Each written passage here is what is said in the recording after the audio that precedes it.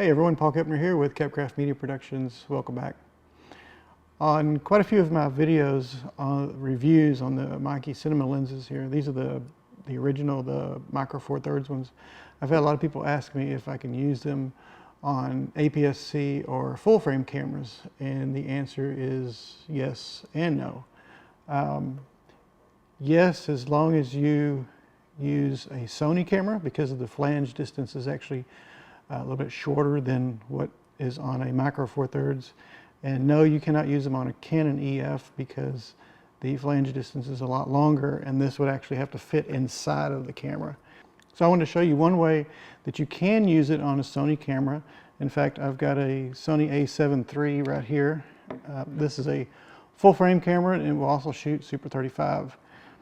I've mentioned it in my reviews a few times and even commented.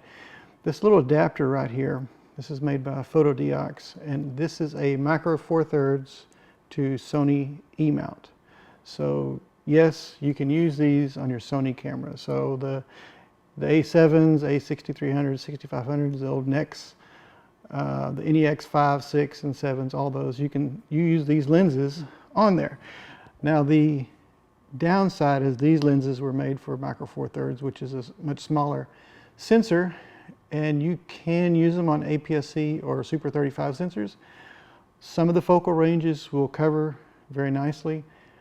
Some of them will vignette heavily. So what I'm going to do is I'm going to take these lenses starting from the 12 all the way up to the 85, which is right here, and I'm going to put them on the A7 here, and I'm going to shoot some test footage in full frame so you can see exactly how much it will vignette, and then I'm going to shoot the same thing in Super 35, so that way you can see exactly what these lenses will do if you put them on a camera that they weren't really intended for in the first place. Just to show you that these will work, take the cover off, you line up the red dot and the red dot here, and there you go. Now you have an E-mount. So now take your Sony camera, you have the dot right here. Find the dot on here. So now you have a Sony full frame camera with a micro 4/3 lens.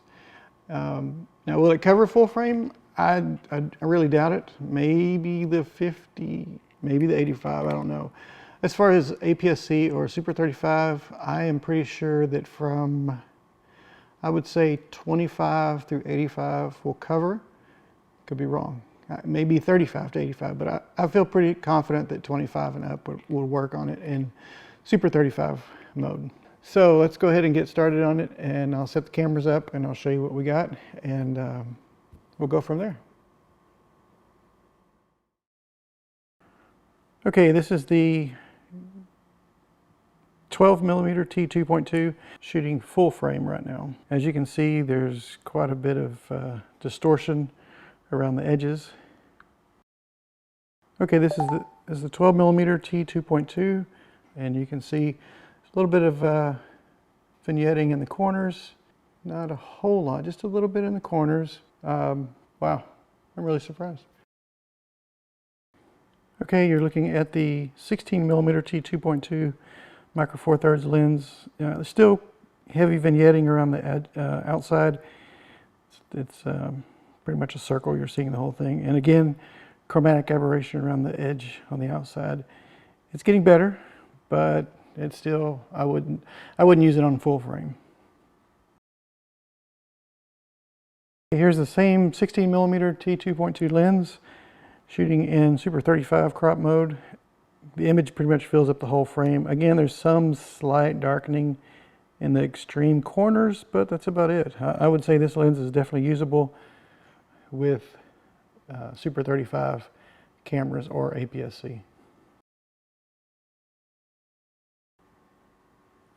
Okay, this is 25mm T2.2, and as you can see, much less vignetting around the corners. It's getting better, but there's still considerable vignetting. This one definitely not a good one for full frame. So kind of getting my doubts here, I think. So yeah, this is with full frame. Yeah, so this is with full frame. You can see heavy vignetting around the corners, and the edges are looking a little better.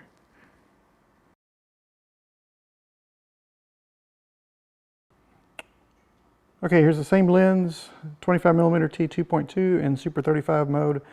And again, you can see it's cleared everything. The dark corners that you saw in the 12 and the 16 have disappeared.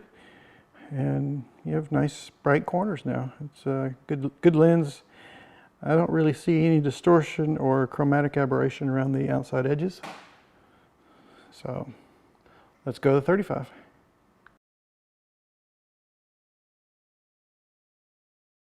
Okay, this is a 35mm t2.2, and you can see again less vignetting.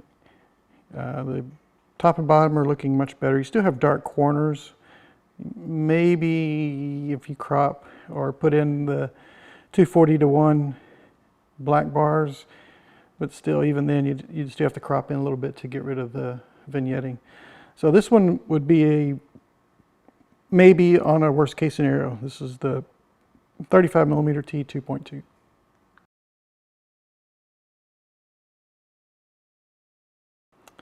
Okay, this is the same 35mm t2.2, and it is in Super 35 mode right now. I have no idea what that noise is. All sorts of weird stuff. Okay, yeah, so this is in Super 35 mode. Again, nice bright corners. Image looks good, nice and sharp. You're starting to get some separation on the background. So again, this lens would be a definite for Super 35.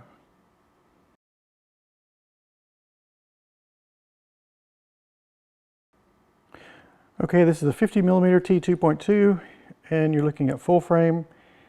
Not bad. On this one, you get a little darkening in the corners, but I would say it's usable on full frame. You could put the black bars, the 240:1 black bars on there, and you would be good to go on this lens. You could actually use it on a full frame.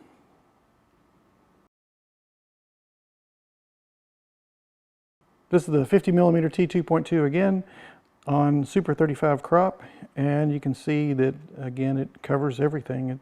You don't have any dark corners. It's nice and sharp, good separation on background. So this is a definite lens for Super 35 cameras.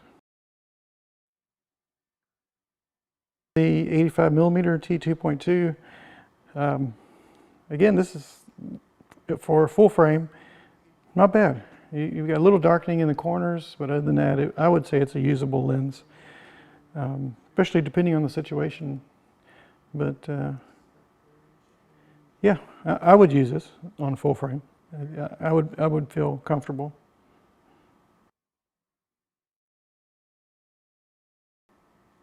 Okay, here's the same 85mm. Again, covers everything. It's in Super 35. Nice separation, bright corners, very usable. So as you can see, these lenses work really well on Super 35 cameras. If you like this video and you want to see more like it, be sure and hit the subscribe button below and click on the bell and you'll be notified on all new releases. Until then, this is Paul Kepner with Kepcraft Media Productions. I'll see you next time.